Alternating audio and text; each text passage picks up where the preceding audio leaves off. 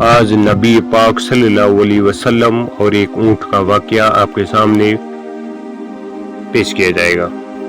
حضرت تمیم داری رضی اللہ عنہ فرماتے ہیں کہ ہم ایک بار حضور صلی اللہ علیہ وسلم کی بارگاہ اقدس میں حاضر تھے۔ ایک اونٹ بھاگتا ہوا آیا اور صلی اللہ علیہ وسلم کی شرع انور کے پاس آ کر کھڑا ہو گیا، جیسے کان میں کوئی بات کہہ رہا ہو۔ آپ صلی اللہ علیہ وسلم نے فرمایا، اے اونٹ پر سکون ہو جاتا، اگر تو سچا ہے تو تیرا رب تجھے فائدہ دے گا، اگر تو جھوٹا ہے تو تجھے اس جھوٹ کی سزا ملے گی جو ہماری پناہ میں ہمیں آ جاتا ہے۔ اللہ تعالیٰ بھی اسے امان دے دیتا اور ہمارے دامن میں بنا لینے والے کبھی نامراد نہیں ہوتا۔ ہم نے عرض کیا، رسول اللہ صلی اللہ علیہ وسلم یہ اونٹ کیا کہتا ہے؟ آپ صلی اللہ علیہ وسلم نے فرمایا، اونٹ کے مالکوں نے اسے ذبح کر کے اسے کھا لینے کا ارادہ کر لیا تھا تو یہ ان کے پاس سے بھاگ آیا ہے۔ تمہارے نبی صلی اللہ علیہ وسلم سے مدد مانگی ہے۔ ہم سب ابھی گفتگو میں مشغول تھے کہ اس اونٹ کے مالک بھاگتے ہوئے آئے۔ اونٹ نے ان کو آتے ہوئے دیکھا تو دوبارہ حضور صلی اللہ علیہ وسلم کے شہر مبارک کے پاس کھڑا ہو گیا۔ اب آپ صلی اللہ علیہ وسلم کے پیچھے چھپنے لگا۔ ان کے مالکوں نے عرض کیا، یا رسول اللہ صلی اللہ علیہ وسلم، یہ ہمارا اونٹ ہے، 3 دن سے ہمارے پاس سے بھاگا ہوا ہے اور آج یہ ہمیں آپ کی خدمت میں ملا۔ اس پر آپ صلی اللہ علیہ وسلم نے فرمایا، یہ میرے سامنے شکایت کر رہا ہے کہ یہ تمہارے پاس کئی سال تک پلا پڑا ہے۔ جب موسم میں گرما آتا تو تم گھاس اور چارے والے علاقے میں اس پر سوار ہو کر جاتے، اور جب موسم میں سرما آ جاتا تم اسی پر بیٹھ کر گرم علاقوں کی طرف آ جاتے ہو۔ جبکہ اس خستہ حال کی عمر میں پہنچ گیا ہے تو تم اسے ذبح کر کے اس کا گوشت کھا لینے کا ارادہ کر لیا ہے۔ انہوں نے عرض کیا، خدا کی قسم یا رسول اللہ صلی اللہ علیہ وسلم، یہ بات بالکل اسی طرح ہے جس طرح آپ نے فرمایا۔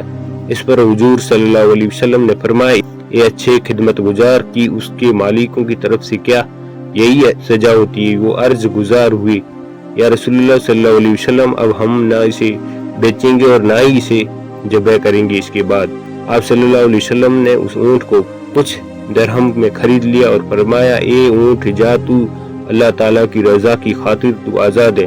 اس اونٹ نے حضور صلی اللہ علیہ وسلم کے شرع مبارک کے پاس اپنا منہ لے جا کر آواز دی تو آپ صلی اللہ علیہ وسلم نے فرمایا، آمین۔ اس نے پھر دعا کی۔ آپ صلی اللہ علیہ وسلم نے فرمایا، آمین۔ اس نے پھر دعا کی۔ آپ صلی اللہ علیہ وسلم نے فرمایا، آمین۔ اس نے جب چوتھی مرتبہ دعا کی تو آپ صلی اللہ علیہ وسلم آپ دیدہ ہو گئے، آنکھوں سے آنسو بہنے لگے۔ ہم نے عرض کیا، یا رسول اللہ صلی اللہ علیہ وسلم، یہ اونٹ کیا کہہ رہا ہے؟ آپ صلی اللہ علیہ وسلم نے فرمایا، اس نے پہلی دفعہ کہا، اے نبی، اے مکرم، اللہ آپ کو اسلام اور قرآن کی طرف سے بہترین جزا عطا فرمائے۔ میں نے کہا، آمین۔ پھر اس نے کہا، اللہ تعالیٰ قیامت کے دن آپ کی امت سے اسی طرح خوف کو دور فرمائے جس طرح آپ نے مجھ پر دور فرمایا۔ میں نے کہا، آمین۔ پھر اس نے دعا کی، اللہ تعالیٰ دشمنوں سے آپ کی امت کے خون کو اسی طرح محفوظ رکھے جس طرح میرا خون محفوظ فرمایا۔ پھر اس نے کہا کہ اللہ تعالیٰ آپ کی امت کے درمیان جنگ جدا نہ ہونے دے۔ یہ سن کر رونا آ گیا، کیونکہ یہی دعا میں نے بھی اللہ تعالیٰ سے مانگی تھی۔ پہلی 3 تو قبول فرما لی، لیکن آخر دعا سے منع فرما دیا۔ جب جبریل علیہ السلام نے اللہ تعالیٰ کی طرف سے مجھے خبر دی کہ میری یہ امت آپس میں جنگ کر کے فنا ہوگی، جو کچھ ہونے والا ہے قلم اسے لکھ چکا ہے۔ محترم حضرت نبی کریم صلی اللہ علیہ وسلم کے حدیث مبارک میں یہ لکھا ہے، آج وہ بالکل سچ نظر آ رہا ہے۔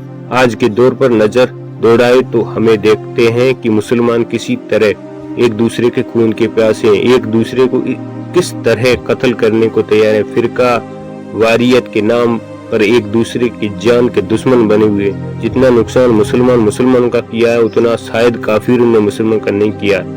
ہمیں چاہیے کہ ہم اللہ تعالیٰ کی رسی کو مضبوط سے تھام لیں، فرقہ واریت کو ختم کر کے ایک امت بن جائے اور آپس کی نفرت کو ختم کر دے۔ مسلمان کا بھائی ہے، آپ سے آپس میں پیار اور محبت سے رہے۔ اللہ تعالیٰ ہم سب کو سمجھنے اور نیک بننے کی توفیق عطا فرمائے، آمین۔